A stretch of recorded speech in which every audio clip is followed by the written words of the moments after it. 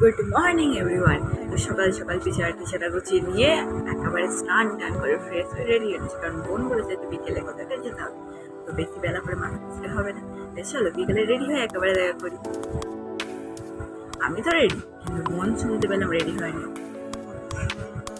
তারপর দুজনে রেডি হয়ে বেরিয়ে পড়লাম হাটে যাবো বলে।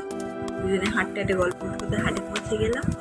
হাটে সেই পরিমাণ কাদা, বিরক্ত লেগেছে কেনাকাটা করে টেস্ট অ্যান্ড বাইক থেকে দুটো পেস্ট নিয়ে চলে এলাম আপনাদের বাড়ি। ও, বাড়ি এসে জানতে পারি বোন আগেই গোপনে আমার জন্য সবুজ চুড়ি কিনে রেখেছে।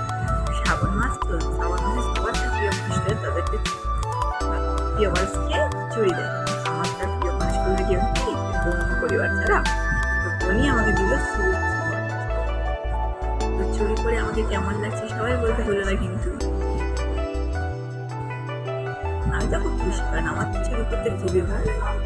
তারপর বোন একটা রোজমেরি ওয়াটার দিল, তারপর আমরা সবাই মিলে চা খাচ্ছি দিলাম। তারপর দুই বোনে ফুচকা খেতে খেতে দিলাম। টাটা বাই বাই, দেখা হবে অনেক লাগে।